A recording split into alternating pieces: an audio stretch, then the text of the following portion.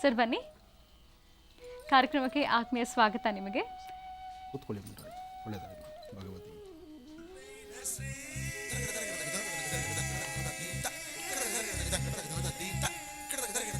ನಮಗೂ ತುಂಬ ಹಳೆ ಬಾಂಧವ್ಯ, ಹಳೆ ಸ್ನೇಹ. ಕೂತ್ಕೊಳ್ಳಿ ಸರ್. ಗುರುಜಿಯವ್ರ ಬಗ್ಗೆ ಏನು ಹೇಳೋದಕ್ಕೆ ಇಷ್ಟಪಡ್ತೀರಾ ಈ ಸಂದರ್ಭದಲ್ಲಿ? ಗುರೂಜಿಯವ್ರ ಬಗ್ಗೆ ನಾವು ಹೇಳೋದಕ್ಕೆ ಸಾಕಷ್ಟಿದೆ. ಯಾಕಂದರೆ ಅವ್ರ ಬಗ್ಗೆ ಈಗಾಗಲೇ 2 ವರ್ಷಗಳಿಂದ ಸಾಕಷ್ಟು ನಮ್ಮ ಸಮಾಜಕ್ಕೆ ಅವ್ರ ಕೊಡುಗೆ ಬಂದಿದೆ. ಯಾಕಂದರೆ ಅವ್ರಿಗೋಸ್ಕರ ಅವರು ಬದುಕ್ತಾ ಇಲ್ಲ, ಅವರು ನಮ್ಮ ಜನಗಳಿಗೋಸ್ಕರ ಅವರು ಬದುಕ್ತಾ ಇರೋಂಥದ್ದು. ಇವತ್ತು ಆನಂದ್ ಗುರೂಜಿ ಅಂತಂದರೆ ಇಡೀ ವಿಶೇಷವಾಗಿ ನಮ್ಮ ಸಮಾಜದಲ್ಲಿ ಈ ಥರ ಒಂದು ಸ್ವಾಮೀಜಿಯವ್ರು ಬೇಕಂತೇಳಿ ಎಲ್ಲ ಜನಗಳು ಕೂಡ ದಿವಸ ಕಾಯ್ತಾ ಇರ್ತಾರೆ. ಅದರಲ್ಲಿ ವಿಶೇಷವಾಗಿ ಹೆಣ್ಣುಮಕ್ಕಳು ಅಂದರೆ ಗುರೂಜಿ, ಆನಂದ್ ಗುರೂಜಿ ಅಂದರೆ ಹೆಣ್ಣುಮಕ್ಕಳಿಗೆ ಭಾಳ ಅಭಿಮಾನ. ಅವ್ರ ಮಾತು, ಅವ್ರ ಸೌಜನ್ಯ ಮತ್ತು ಅವರ ಶಿಸ್ತು, ಅವರ ಮಾತುಗಳು ಸಮಾಜಕ್ಕೆ ಎಷ್ಟು ಒಳ್ಳೆಯ ಮಾತುಗಳನ್ನು ಕೊಡ್ತಾರೆ ಅನ್ನೋದಕ್ಕೆ ಉದ್ದೇಶ ನಮ್ಮ ಆನಂದ್ ಗುರೂಜಿ ಅವರೇ. ಯಾಕಂದರೆ ಈ ಥರ ನಮ್ಮ ಆನಂದ್ ಗುರೂಜಿ ಅವರು ನಮ್ಮ ಸಮಾಜಕ್ಕೆ ಭಾಳ ಬೇಕಾದವರು. ಯಾಕಂದರೆ ನಾವೆಲ್ಲ ತುಂಬ ಹತ್ತಿರದಿಂದ ನೋಡಿದ್ದೀವಿ. ಅವರು ಯಾವತ್ತೂ ಕೂಡ ಅವ್ರಿಗಂತ ಯಾವತ್ತೂ ಅವರು ಬದುಕ್ತವ್ರಲ್ಲ. ಈ ಸಮಾಜಕ್ಕೆ ನಾವೇನಾದರೂ ಒಂದು ಕೊಡುಗೆನ ಕೊಡಬೇಕು, ಈ ಸಮಾಜಕ್ಕೆ ಏನಾದರೂ ಒಂದು ಸಾಧನೆಯನ್ನು ಮಾಡಬೇಕಂತೇಳಿ ಸಾಕಷ್ಟು ಆಸೆಗಳನ್ನ ಇಟ್ಕೊಂಡು ಬಂದಿರೋ ಅಂಥವ್ರು. ಅವರು ನಮ್ಮೆಲ್ರಿಗೂ ಭಾಳ ಅಭಿಮಾನದಿಂದ ನೋಡ್ತಾರೆ. ನಾವು ಕೂಡ ಅವರ ಜೊತೆಯಲ್ಲಿ ಕಡೆವರೆಗೂ ನಾವು ಕೂಡ ಅವ್ರ ಜೊತೆಲಿ ಇರ್ತೀವಂತ ನಾನು ಈ ಸಂದರ್ಭದಲ್ಲಿ ಹೇಳೋಕ್ಕೆ ಇಷ್ಟಪಡ್ತೀನಿ. ಮುನಿರಾಜ್ ಅವರೇ, ನೀವು ಇವತ್ತಿನ ನಮ್ಮ ಕಾರ್ಯಕ್ರಮದಲ್ಲಿ ಪಾಲ್ಗೊಂಡಿದ್ದಕ್ಕೆ ಸಂತೋಷದಲ್ಲಿ ನಮಗೂ ಕೂಡ ಸಂತೋಷ ಆಗಿದೆ. ಧನ್ಯವಾದಗಳು. ಗುರುಜಿಯವರಿಗೆ ಗೌರವ ಸಮರ್ಪಣೆಯನ್ನು ಮಾಡೋದು. ಯಾಕೆಂದರೆ ಮುನಿರಾಜ್ ಅವರ ದೇವಾಲಯದಲ್ಲಿ ನಾನು ಒಮ್ಮೆ ಅವರ ದೇವಸ್ಥಾನಕ್ಕೆ ಹೋದಾಗ ಅವರ ಸಮಾಜ ಸೇವೆ, ಅವ್ರ ಮೇಲೆ ಜನರ ಅಭಿಮಾನ, ಮತ್ತು ಎಲ್ಲೇ ಯಾವುದೇ ಒಂದು ಬಡ ಕುಟುಂಬ ಆದರೂ ನಾನು ಇದ್ದೀನಿ ಅಂತೇಳಿ ಒಂದು ಹೆಜ್ಜೆ ಮುಂದೆ ಓಡೋಗುವಂಥ ಒಂದು ಒಳ್ಳೆಯ ಮನಸ್ಥಿತಿ, ಹಾಗೆ ಜನ ಸಂಪಾದನೆ ಮಾಡಿ ಇಟ್ಕೊಂಡಿದ್ದಾರೆ. ಯಾಕೆಂದರೆ ಕಾರ್ಪೊರೇಟರ್ ಆಗೋದು ಸಾಮಾನ್ಯದ ವಿಚಾರ ಅಲ್ಲ. ಒಳ್ಳೆಯದಾಗಲಿ. ವಿದ್ಯಾರ್ಥಿಗಳಿಗಾಗಲಿ, ನೊಂದ ಮನಸ್ಸಿಗಾಗಲಿ ಒಂದಿಷ್ಟು ಒಳ್ಳೆಯದನ್ನು ಹೇಳುವಂಥ ಮಾಡುವಂಥ ಕೈಂಕರ್ಯ ಇದೆಯಲ್ಲ, ಅದು ವಿಶೇಷ. ಒಳ್ಳೆಯದಾಗಲಿ. ನಮ್ಮ ಈ 2 ವರ್ಷದ ಅದ್ಧೂರಿಯಾದಂತಹ ಜಿ ಕನ್ನಡದ ಮಹರ್ಷಿವಾಣಿ ಕಾರ್ಯಕ್ರಮದಲ್ಲಿ ತಾವು ಬಂದಿದ್ದು ನಾವು ಭಾಳ ಸಂತೋಷ. ಒಳ್ಳೆಯದಾಗಲಿ. ಇನ್ನೂ ಹೆಚ್ಚೆಚ್ಚು ಚೆನ್ನಾಗಲಿ. ನಮ್ಮೆಲ್ಲರ ಆತ್ಮೀಯತೆ, ಪ್ರೀತಿ, ವಿಶ್ವಾಸ ನಮ್ಮ ಮಹರ್ಷಿವಾಣಿ ಮೇಲೆ ಇರಲಿ. ಮತ್ತೊಮ್ಮೆ ಧನ್ಯವಾದಗಳನ್ನ ತಿಳಿಸ್ತಾ ವೀಕ್ಷಕರೇ, ಈಗ 2 ವರ್ಷಗಳ ಮಹರ್ಷಿ ಯಾತ್ರೆಯ ಅವಲೋಕನವನ್ನ ಮತ್ತೆ ಮುಂದುವರಿಸೋಣ. ಹಿಂದೆ ಇದ್ದಂಥ ಪದ್ಧತಿಗೂ ಈಗಿನ ಪದ್ಧತಿಗಳಿಗೂ ಸಾಕಷ್ಟು ಬದಲಾವಣೆ ಆಗಿದ್ದೇವೆ. ತಪ್ಪು ಒಪ್ಕೋಬೇಕು. ಇರಬಹುದು ಅಂದ್ರೆ ನಾನು ತಿರುಗಿ ಪಕ್ಕಕ್ಕೆ ಕೊಟ್ಟೋಗ್ಬಿಡ್ತೇನೆ. ನೀವು ಹೇಳಿದ ಸರಸ್ವತಿ ಮೂಲ ಮಂತ್ರ ಮಾಡಿ ಅವನು ಸ್ಟೇಟ್ಗೆ 6th ರ್ಯಾಂಕ್ ಬಂದಿದ್ದಾನೆ SSLCಲಿ. ತುಂಬಾ ಸಂತೋಷ ತಾಯಿ. ನಾನು ಮದುವೆಯಾಗಿ 3.5 ವರ್ಷ ಆಯ್ತು. 3.5 ವರ್ಷದಿಂದ ಒಂದಿನದ ನೆಮ್ಮದಿನೂ ನನಗೆ ಸಿಕ್ಕಿಲ್ಲ ಗುರುಜಿ. ನಿನ್ನ ಪತಿದೇವರಿಗೆ ಒಂದಿಷ್ಟು ಅನ್ನವನ್ನು ಮಾಡಿ ಬಡಿಸಬೇಕು, ತೃಪ್ತಿಯಾದಂಥ ಜೀವನವನ್ನು ಸಾಗಿಸಬೇಕು, ನಿಮ್ಮ ದಾಂಪತ್ಯದ ಸುಖ ಸಂತೋಷಗಳನ್ನು ಅನುಭವಿಸಬೇಕು, ಅದರಲ್ಲೇ ನಿನ್ನ ಜೀವನವನ್ನು ಕಳೀಬೇಕು. ನೀವು ಹೇಳಿದ ಪರಿಹಾರಗಳನ್ನು ಮಾಡ್ತಾ ಇದ್ದೀನಿ, ಅದರಿಂದ ಬೆಳಕು ಕಂಡಿದೆ. ಸುಮಾರು 100 ವರ್ಷಗಳ ಇತಿಹಾಸ ಇರತಕ್ಕಂಥ ಮಾರುತಿನ ಇವತ್ತಿನ ದಿವಸ ಪುನಃ ಸರ್ವರಿಗೂ ದರ್ಶನ, ಪೂಜೆ, ಪುನಸ್ಕಾರಕ್ಕೆ ಭಕ್ತಿಯಿಂದ ನಾವು ಭಗವಂತನ ಬೇಡಲಿಕ್ಕೂ ಸಹಿತ ಒಂದಿಷ್ಟು ವಿಶೇಷತೆಗಳನ್ನು ಕಲ್ಪಿಸುವಂತಹ ಒಂದು ಕಾಯಕವನ್ನು ಉಕ್ಕೋಡಿ ಗ್ರಾಮದ ಗ್ರಾಮಸ್ಥರು ಮಾಡಿದ್ದಾರೆ. ನಮ್ಮ ಹಿಂದೂ ಸನಾತನ ಧರ್ಮದಲ್ಲಿ ಅದರಲ್ಲೂ ಇದು ರಾಮರಾಜ್ಯ. ಈ ರಾಮರಾಜ್ಯದಲ್ಲಿ ಅಸಾಧ್ಯವಾದ ಯಾವುದೂ ಅಲ್ಲ, ಎಲ್ಲವೂ ಸಾಧ್ಯ. ಹಾಗೆ ನನ್ನ ರೈತ ಬಾಂಧವರು ಪ್ರತಿಯೊಬ್ಬರು ಸಹಿತ ನೀವು ಬೆಳೀತಕ್ಕಂತಹ ಬೆಳೆಗೆ ನಿಮಗೆ ಬೇಕಾಗಿರ್ತಕ್ಕಂಥದ್ದು ವರ್ಣನ ಕೃಪೆ.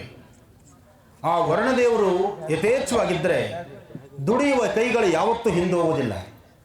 ನಿಮ್ಮ ತೋಳಬಲದಲ್ಲಿ ಶಕ್ತಿ ಇದೆ, ಆ ಶಕ್ತಿಗೆ ಬೇಕಾದಂತಹ ವರ್ಣನ ಕೃಪೆ ಬೇಕು.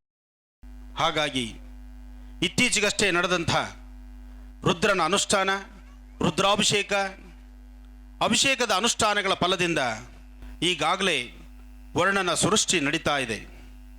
ಈಗಾಗಲೇ ರಾಜ್ಯದಾದ್ಯಂತ ಮಳೆ ಆಗ್ತಾ ಇದೆ. ಹಾಗೆ ನಿಮ್ಮ ಭಾಗದಲ್ಲೂ ಸಹಿತ ಇವತ್ತು ಆದಂತಹ ಅನುಷ್ಠಾನದ ಫಲದಿಂದ ಇವತ್ತು ಸ್ವಾಮಿಯ ದರ್ಶನ ಮಾಡಿ ನಾವೇನು ತೃಪ್ತರಾಗಿದ್ದೀವೋ ಈ ತೃಪ್ತಿ ನಮ್ಮ ಆತ್ಮತೃಪ್ತಿ ಒಂದು, ಜೊತೆಗೆ ಲೋಕ ಕಲ್ಯಾಣಾರ್ಥವಾಗಿ ಇವತ್ತು ಸಹಿತ ವರ್ಣನ ಕೃಪೆ ಆಗಬೇಕು. ರಾಜ್ಯದಾದ್ಯಂತ ಪ್ರತಿಯೊಬ್ಬ ರೈತ ಬಾಂಧವರು ಸಹಿತ ನೆಮ್ಮದಿಯುತವಾಗಿರಬೇಕು. ಅದಕ್ಕೋಸ್ಕರ ನಮ್ಮ ಪ್ರಾರ್ಥನೆ, ಹನುಮನ ಹತ್ರ ನಾವಿಟ್ಟಂತಹ ಪ್ರಾರ್ಥನೆ, ನಮ್ಮ ನಿಮ್ಮೆಲ್ಲರ ಶ್ರೇಯಸ್ಸು ಇರಲಿ, ನಮ್ಮ ನಿಮ್ಮೆಲ್ಲರ ಉದ್ಧಾರ ಅದು ಇರಲಿ. ಹಾಗೆ ಪ್ರತಿಯೊಬ್ಬರ ಸಂಕಷ್ಟಗಳನ್ನು ದೂರ ಮಾಡುವಂತಹ ಹನುಮನ ಮುಂದೆ ನಿಂತು, ಹನುಮ ನನಗೆ ಇದು ಕೊಡಯ್ಯ, ನನಗೆ ಅದು ಕೊಡು, ನನಗೆ ಅದು ಮಾಡು, ಇದು ಮಾಡು, ಅಥವಾ ನನಗೆ ಇನ್ನೇನೋ ಒಂದಿಷ್ಟು ಜಮೀನು ಕೊಡು, ಅಥವಾ ನನ್ನ ಮನೆ ಮಕ್ಕಳಿಗೆ ಚಿನ್ನ ಬೆಳ್ಳಿ ವಜ್ರ ವೈಡೂರ್ಯವನ್ನು ಕೊಡು ಅನ್ನೋದಕ್ಕಿನ್ನ ಲೋಕ ಕಲ್ಯಾಣಾರ್ಥವಾಗಿ ಈ ಸಮಾಜದಲ್ಲಿ ವಿಶ್ವಶಾಂತಿಯನ್ನು ಕೊಡು. ಪ್ರತಿಯೊಬ್ಬ ವ್ಯಕ್ತಿಯು ಸಹಿತ ಇಲ್ಲಿ ಬದುಕುವ ಪ್ರತಿಯೊಬ್ಬ ವ್ಯಕ್ತಿಗೂ ಪಶು ಪಕ್ಷಿ ಪ್ರಾಣಿಗಳಿರ್ಬೋದು, ದನಕರುಗಳಿರ್ಬೋದು, ಜಲಚರಗಳಿರ್ಬೋದು, ಈ ಸುಂದರವಾದಂತಹ ಪ್ರಕೃತಿ ಇರಬಹುದು, ಇವೆಲ್ಲವೂ ಸಹಿತ ಶಾಂತಿಯುತವಾಗಿ ನೆಮ್ಮದಿಯಾಗಿರಬೇಕಾದರೆ ಇವತ್ತು ವರ್ಣನ ಕೃಪೆ ಬೇಕು. ಅದಕ್ಕಾಗಿ ಒಳ್ಳೆ ನಮ್ಮ ಭಾಗದಲ್ಲಿ ಮಳೆ ಕೊಡಪ್ಪ ಅಂಥೇಳಿ ನಾವು ಹನುಮನ್ನ ಪ್ರಾರ್ಥನೆ ಮಾಡಬೇಕು. ಆ ಪ್ರಾರ್ಥನೆಯೇ ನಾವು ಭಗವಂತನಿಗೆ ಸಲ್ಲಿಸಿದ್ದೀವಿ. ನಮ್ಮೊಂದಿಗೆ ನಿಮ್ಮ ಪ್ರಾರ್ಥನೆಯು ಸಹಿತ ಮಳೆಗಾಗಿಯೇ ಪ್ರಾರ್ಥನೆ ಮಾಡೋಣ. ಹಾಗೆ ಹನುಮನ ಆಲಯಕ್ಕೆ ಬಂದರೆ, ನಾನು ಸಾಕಷ್ಟು ಬಾರಿ ಹೇಳಿದ್ದೆ ನಿಮಗೆ, ಹನುಮನ ಆಲಯಕ್ಕೆ ಬಂದರೆ ನಾವು ಕೇಳಬೇಕಾಗಿದ್ದೇನೂ ಇಲ್ಲ, ಎಲ್ಲವೂ ಆತ ಕೊಡ್ತಾನೆ. ಹಾಗೆ ಹನುಮನ ಮುಂದೆ ನಿಂತು ನಾವೇನು ಮಾಡಬೇಕು? ರಾಮನಾಮವನ್ನು, ರಾಮ ಜಪವನ್ನು ಒಂದು ಬಿಟ್ಟು ಬೇರೆ ಏನು ಮಾಡಿದ್ರೂ ಹನುಮ ಕೇಳಿಸ್ಕೊಳ್ಳೋದಿಲ್ಲ. ಅದಕ್ಕೋಸ್ಕರ ನಾವು ಇಲ್ಲೂ ಸಹಿತ ರಾಮನಾಮವನ್ನು ಮಾಡೋಣ, ರಾಮ ಜಪವನ್ನು ಮಾಡೋಣ. ನಿಮ್ಮೆರಡು ಕೈಗಳನ್ನು ಮೇಲೆತ್ತಿ ಮೊಬೈಲ್ನ ಅಲ್ಲಲ್ಲೇ ಇಟ್ಟುಬಿಡಿ, ಅಥವಾ ಮೊಬೈಲ್ ಎಲ್ಲ ಕಡೆ ಮೊಬೈಲ್ನ ಒಂದು ಚೀಲಕ್ಕೆ ತುಂಬಿ ನಮ್ಮ ಪೊಲೀಸ್ ಸಿಬ್ಬಂದಿ ಕೈಲಿ ಕೊಡಿ. ನೀವು ಹೋಗುವಾಗ 1-2 ಮೊಬೈಲ್ ಕೊಡ್ತಾರೆ. ರಕ್ಷಣೆ ಎಲ್ಲಪ್ಪ ಅಂದರೆ, ಇವತ್ತು ನಮ್ಮ ಕರ್ನಾಟಕ ರಾಜ್ಯದಲ್ಲಿ ಪೊಲೀಸ್ ಸಿಬ್ಬಂದಿ ನಮ್ಮ ಎಲ್ಲೋದ್ರೂ ನಮ್ಮ ಧರ್ಮ ಕಾರ್ಯಕ್ಕೆ ನಮ್ಮ ಜೊತೆ ನಿಂತಿದ್ದಾರಲ್ಲ, ಅದು ಬಹಳ ವಿಶೇಷ. ಇವತ್ತು ಕರ್ನಾಟಕ ರಾಜ್ಯದಲ್ಲಿ ಧರ್ಮದ ಬಗ್ಗೆ ಏನಾದರೂ ಒಂದಿಷ್ಟು ಒಲವನ್ನು ತೋರಿಸಿ ನಾವಿದ್ದೀವಿ ನಿಮ್ಮ ಜೊತೆ ಅನ್ನೋದಕ್ಕೆ ಇವತ್ತಿನ ನಮ್ಮ ಕರ್ನಾಟಕ ರಾಜ್ಯದ ಪೊಲೀಸ್ ಬಗ್ಗೆ ನಾನು ಬಹಳ ಹೆಮ್ಮೆಯಿಂದ ಹೇಳ್ಕೊಳ್ಳುವಂಥ ವಿಚಾರ. ಧರ್ಮೋ ರಕ್ಷಿತಿ ರಕ್ಷಿತಃ. ರಾಜ್ಯವನ್ನು ಆಳ್ತಕ್ಕಂತಹ ಪ್ರಭು, ಆತನ ಮನಸ್ಸು ಹೇಗಿದೆಯೋ. ಆದರೆ ಒಂದು ಸತ್ಯಾಂಶ, ನಾವು ನೀವೆಲ್ಲರೂ ಸಹಿತ ಪ್ರಾರ್ಥಿಸಬೇಕಾದ್ದು ರಾಜ್ಯದ ಹಿತಕ್ಕಾಗಿ, ರಾಜ್ಯದ ಹಿತಕ್ಕಾಗಿ, ರಾಜ್ಯದ ಸೃಷ್ಟಿಗಾಗಿ, ರಾಜ್ಯದಲ್ಲಿ ನೆಮ್ಮದಿಗೋಸ್ಕರ. ಇಲ್ಲಿ ಬದುಕುವ ಹಕ್ಕು ಪ್ರತಿಯೊಬ್ಬ ಮನುಷ್ಯನಿಗೂ ಇದೆ. ಅವನ ಬದುಕು ಸುಭಿಕ್ಷವಾಗಿರಬೇಕು, ಸುಂದರವಾದಂತಹ ಬದುಕನ್ನು ಕಾಣಬೇಕು. ಶ್ರೀಮಂತಿಕೆ ಇದ್ದರೆ ಅದು ಬದುಕಲ್ಲ, ಚಿನ್ನ ಬೆಳ್ಳಿ ವಜ್ರ ವೈಡೂರ್ಯವಿದ್ದರೆ ಅದು ಬದುಕಲ್ಲ. ಬಸವಣ್ಣವರ ತತ್ವಗಳು ಬಹಳ ವಿಶೇಷವಾದ್ದು. ಪ್ರತಿಯೊಬ್ಬ ಜೀವನದಲ್ಲೂ ಸಹಿತ ಅರ್ಥ ಬದುಕಿದ್ರೆ ಸಾಕಷ್ಟು ವಿಶೇಷತೆಗಳನ್ನು ಹೇಳುತ್ತೆ. ಮನೆಯಲ್ಲಿ ಯಜಮಾನರಿಗೆ ಕೀ ತಿರುಗಿಸ್ಬಿಟ್ಟು ಅವ್ರ ಜೋಬಿಲಿ ದುಡ್ಡಿಲ್ಲ ಅಂದ್ರೂ ಹೋಗಿ ಸಾಲ ಮಾಡ್ಕೊಂಡು ಬನ್ನಿ ಅಂತೇಳಿ ನಾಳೆ ಸಾಲದವನು ಮನೆ ಬಾಗಿಲಿಗೆ ಬಂದು ಕುತ್ತಿಗೆಗೆ ಹಗ್ಗ ಹಾಕಿದ್ರೆ ಈ ಚಿನ್ನ ಬಂದು ಯಜಮಾನರನ್ನ ರಕ್ಷಣೆ ಮಾಡಲ್ಲ, ಮಾಡುತ್ತಾ? ಈ ಚಿನ್ನ ಬೆಳ್ಳಿ ಅನ್ನೋದು ಈ ದೇಹಕ್ಕೆ ಮಾತ್ರ ಅಲಂಕಾರ. ನಿಮಗೆ ನಿಜಕ್ಕೂ ಚಿನ್ನ ಯಾವುದು? ನೀವು ಹಣೆಯಲ್ಲಿಟ್ಟಿರೋ ಕುಂಕುಮ ಚಿನ್ನ, ನಿಮ್ಮ ಕುತ್ತಿಗೆಯಲ್ಲಿ ಹಾಕಿರ್ತಕ್ಕಂಥ ಮಾಂಗಲ್ಯ ಚಿನ್ನ. ನಿಮ್ಮ ಒಳ್ಳೆ ಮನಸ್ಸಿನಿಂದ ಸದಾ ನನ್ನ ಸಂಸಾರ ಹೀಗೇ ಇರಬೇಕು ಅಂತ ಆಲೋಚನೆ ಮಾಡ್ತಿರಲ್ಲ, ಅದು ನಿಮ್ಮ ಚಿನ್ನದಂಥ ಗುಣ. ಈ ಚಿನ್ನದಂಥ ಗುಣದ ಮುಂದೆ ಆ ಚಿನ್ನ ಬೆಲೆ ಮಾತ್ರ. ಅದು ದುಡ್ಡು ಕೊಂಡುಕೊಳ್ಳುವಂತಹದ್ದು. ಅದಕ್ಕಿನ್ನ ಒಳ್ಳೆಯ ಗುಣ ನಮ್ಮ ರೈತ ಬಾಂಧವರ ಕುಟುಂಬದಲ್ಲಿದೆ ಅನ್ನೋದಕ್ಕೆ ಭಾಳ ಹೆಮ್ಮೆಯಿಂದ ಹೇಳುವಂಥ ವಿಚಾರ. ನಿಮಗೆ ನೀವು ಬೆಳೆದಂಥ ಬೆಳೆ ನೋಡಿ, ಮನೆಯಲ್ಲಿ ನಿಮಗಿರ್ತಕ್ಕಂಥದ್ದು 2 ಎಕರೆಯೋ 5 ಎಕರೆನೋ 3 ಎಕರೆನೋ ಜಮೀನು, ಅಥವಾ ಇನ್ನೂ ದೇವ್ರ ಶಕ್ತಿ ಕೊಟ್ಟರೆ ಒಂದು 20 ಎಕರೆ 100 ಎಕರೆ ಇರಲಿ. ನೀವು 100 ಎಕರೆ ಅಲ್ಲ, 1 ಎಕರೆಯಲ್ಲಿ ಬೆಳೆಯೋ ಭೂಮಿಯಲ್ಲಿ ಏನು ದವಸ ಧಾನ್ಯ ಬೆಳಿತೀರಿ, ಆ ಬೆಳೆದಂತಹ ಪದಾರ್ಥ ನೀವೊಬ್ಬರೇ ಅಂತೂ ಊಟ ಮಾಡೋದಿಲ್ಲ, ಊಟ ಮಾಡೋದಕ್ಕಾಗೋದಿಲ್ಲ. ಯಾಕೆಂದರೆ ಮುಂದಿನ 6 ತಿಂಗಳಿಗೋ ಅಥವಾ 1 ವರ್ಷಕ್ಕೋ ಪುನಃ ಬೆಳೆ ಬೆಳಿಬೇಕು. ಆದರೆ ಬೆಳೆದಂತಹ ಬೆಳೆಯಿಂದ ವಿಶ್ವದಲ್ಲಿ ಪ್ರತಿಯೊಬ್ಬರನ್ನು ಸಹಿತ ಬದುಕಿಸ್ತೀರಿ. ಪ್ರತಿಯೊಬ್ಬರ ಹೊಟ್ಟೆ ತುಂಬಿಸುವಂಥ ಕಾಯಕವನ್ನು ಮಾಡುವಂತಹ ಕಾಯಕ ಯೋಗಿ ರೈತ.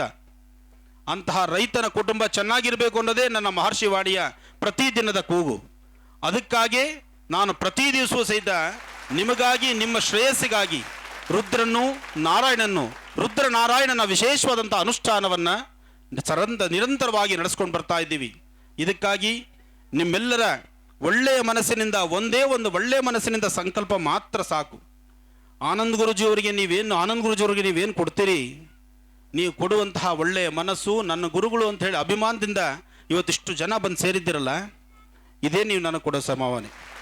ಈ ಸಂಭಾವನೆ, ಈ ಹಣಕ್ಕಿನ್ನ ಬೇರೆ ಯಾವ ಹಣ ನನಗೆ ಬೇಡ. ಇನ್ನಷ್ಟು ಕೋಟಿ ನಾವು ಸಂಪಾದನೆ ಮಾಡಿದ್ರು ನಾವು ಹೊರಡುವಾಗ ಏನಾದರೂ ಒಂದಿಷ್ಟು ಮೂಟೆ ತೊಗೊಂಡೋಗ್ಲಿಕ್ಕಾಗತ್ತಾ?